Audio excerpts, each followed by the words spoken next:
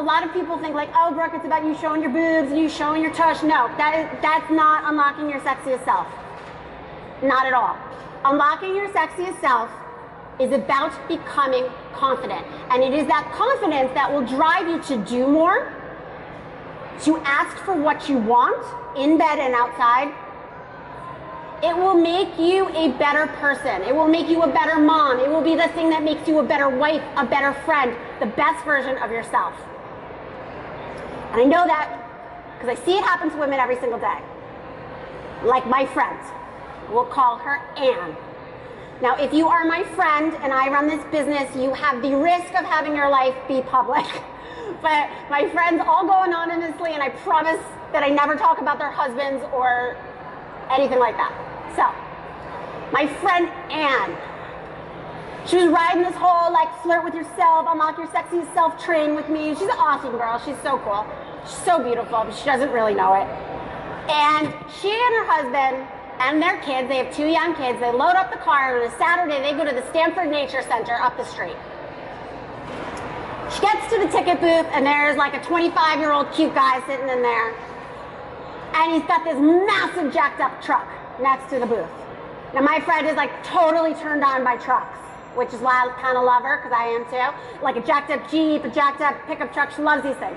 She leans over and she starts talking to the ticket booth guy about his truck, what kind of rims, what kind of tires, what kind of thing. And the guy is like eating her up. This is like the coolest thing that's ever happened to him. And guess what he does? He lets them in for free. It was like a $75 savings or something, which in the scheme of things is not a lot, but she was so like enamored that she did that. And guess what? She did it in front of her husband. Was he mad? No. He was like, girl, that was the hottest thing you've ever done. Like, look at my wife. My wife just did that. I get to sleep with that girl. And she was like, yeah, you do. So what happened? They went home that night.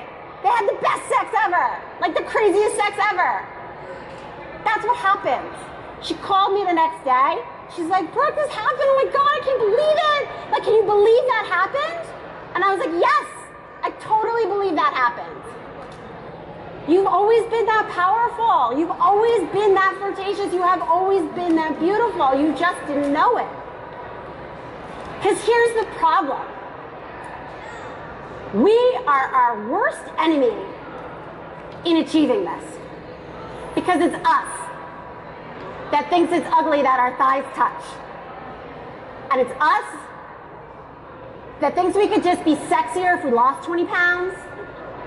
And it's us who thinks that like there's no way he's gonna think I'm sexy because he met me when my face had no wrinkles and now they have a lot. Like I have this line between my forehead and I don't know why it's there. And like I should Botox it out, but I'm afraid of needles, so I don't. Like that. Here's the thing. There's a man in this audience and I feel like he's gonna validate me for everything I'm about to say. Maybe you won't, but if you don't, just don't say anything. Just don't tell anybody about what we did. Yeah, no, that's fine. It's fine. It's a secret. Everything in my business is confidential. I'm like a priest or a lawyer. So here's the thing, guys. Your husband or the man you're sleeping with or the man that you say I love you to every day, he doesn't think any of those things. He does not notice that your thighs touch. He does not care that your boobs sag. You guys are boobs. He gets to touch them. He's so freaking excited. He doesn't care. He's not there like my doctor with the measuring, like how high they are. He's not doing that. It's like, awesome, boobs, I get to touch them. Perfect. We are our worst enemies. We have this mean old bitch in our head that is telling us that we can't do this, and we have to shut her up. You want to talk about closets? Get a closet door, shove that bitch in there, lock it, and don't let her ever come out again. Okay, that is what I am here for. That is what I do. I take that mean old bitch, I put her in a closet for you, then I get your sexiest self, I take her out of the other closet, and I put on some really gorgeous shoes, and then we start killing it. Okay? That is what happens. Because I could bring this nice man up here, I'm not going to, but I could, and I could go pull any other man that's in here, and I could bring him up on stage, and I could ask him what he wants from a woman in bed. And while 10 different men might give me 10 different answers, they will all have a kernel of this point in it. Men want you to be confident.